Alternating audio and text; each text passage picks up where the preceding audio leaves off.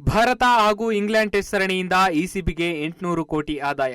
ಹೌದು, ಬಹುನಿರೀಕ್ಷಿತ ಭಾರತ ಹಾಗೂ ಇಂಗ್ಲೆಂಡ್ ನಡುವಿನ 5 ಪಂದ್ಯಗಳ ಟೆಸ್ಟ್ ಸರಣಿಗೆ ಶುಕ್ರವಾರ ಅಧಿಕೃತ ಚಾಲನೆ ಸಿಗಲಿದೆ. ಈ ಬಾರಿಯ ಸರಣಿಯಿಂದ ಇಂಗ್ಲೆಂಡ್ ಕ್ರಿಕೆಟ್ ಮಂಡಳಿ ಬೃಹತ್ ಆದಾಯದ ನಿರೀಕ್ಷೆಯಲ್ಲಿದೆ. ಈ ಸರಣಿಯನ್ನ ಆರ್ಥಿಕತೆ ದೃಷ್ಟಿಯಿಂದ ಯಾಶಸ್ನಷ್ಟೇ ಮುಖ್ಯ ಎಂದಿರುವ ಇಸಿಬಿಯ ಮುಖ್ಯ ಕಾರ್ಯನಿರ್ವಾಹಕ ಅಧಿಕಾರಿ ರಿಚರ್ಡ್ ಗೌಲ್ಡ್, ಈ ಸರಣಿಯು ತಮ್ಮ ಕ್ರಿಕೆಟ್ ಮಂಡಳಿಗೆ ಭಾರಿ ಆದಾಯ ಗಳಿಸಿಕೊಡಲಿದೆ ಎಂದಿದ್ದಾರೆ.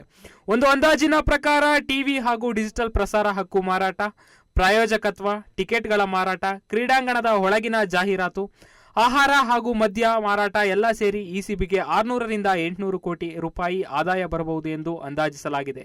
ಇತ್ತೀಚೆಗೆ ಲಂಡನ್ನಲ್ಲಿ ಮುಕ್ತಾಯ ಕಂಡಿದ್ದ ವಿಶ್ವ ಟೆಸ್ಟ್ ಚಾಂಪಿಯನ್ಶಿಪ್ ಫೈನಲ್ ಪಂದ್ಯದಲ್ಲಿ ಭಾರತ ಇಲ್ಲದ ಕಾರಣ ಇಸಿಬಿಗೆ ಅಷ್ಟಾಗಿ ಆದಾಯ ಹರಿದು ಬಂದಿರಲಿಲ್ಲ ಎಂದು ಕಳೆದ 2 ಆವೃತ್ತಿಯ ಫೈನಲ್ನಲ್ಲಿ ಭಾರತ ಆಡಿದ್ದರಿಂದ ದೊಡ್ಡ ಪ್ರಮಾಣದ ಹಣ ಗಳಿಸಿತ್ತು. ಈ ವಿಚಾರವನ್ನ ಇಸಿಬಿಎ ತಿಳಿಸಿತ್ತು. ಭಾರತದ ವಿರುದ್ಧದ ಸರಣಿಗೆ ಕಳೆದ ವರ್ಷ ಟಿಕೆಟ್ ಮಾರಾಟ ಆರಂಭಿಸಿದ ಕೆಲವೇ ಗಂಟೆಗಳಲ್ಲಿ ಸೋಲ್ಡ್ ಆಗಿತ್ತು.